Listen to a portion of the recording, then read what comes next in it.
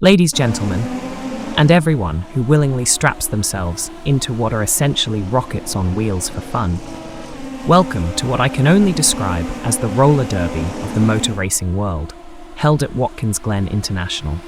Watkins Glen, where the dreams of glory and nightmares of gravel traps coexist in harmonious unison. From the very beginning, this race unfolded like a soap opera, scripted by someone with a profound love for chaos. Lap 1, and it became apparent that the drivers thought they were in a game of high-speed musical chairs. Xavier Seynard, in an early bid for glory, attempted a majestic leapfrog over the competition, only to realise he was more frog than prince.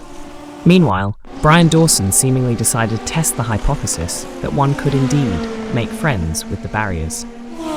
Spoiler alert, Brian, the barriers aren't friendly.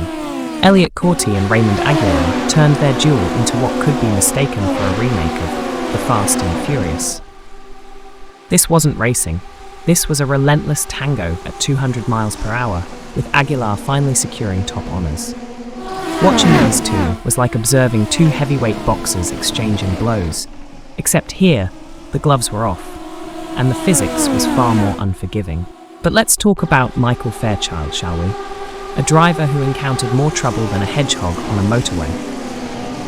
Running into trouble in Sector 1, he made a valiant attempt to climb back, swinging between feats of daring and moments of whoops, there goes my race.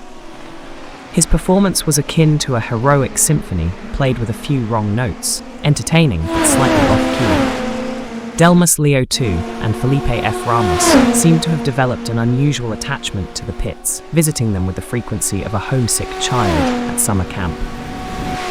One can only assume they were either very lonely or just really enjoyed the company of their pit crews.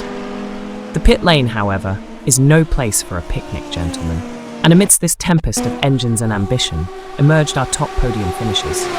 Raymond Aguilar, Finley Fitzsimmons, and Jaden Calloway, gladiators of the Glen, each navigating the pandemonium with the skill of a bomb disposal expert, diffusing a very fast, very angry bomb.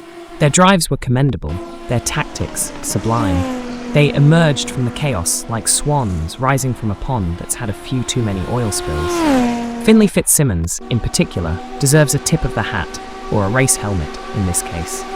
Charging from P15 to P2 is no small feat, especially when surrounded by a grid that seemingly read the rulebook upside down. It's as if Finley decided that starting near the back was merely a handicap placed on himself for the sake of fairness. In closing, Watkins Glen served up a dish that was part racing triumph, part comedy sketch. For the winners, it was a day of champagne and glory. For the losers, well, let's just hope they have a good sense of humour about reading their exploits here. Because, in the end, whether they played the protagonist or the punchline, each driver contributed to the magnificent tapestry of motorsport that keeps fans like us coming back for more. And for that, we thank them, even as we chuckle into our steering wheels.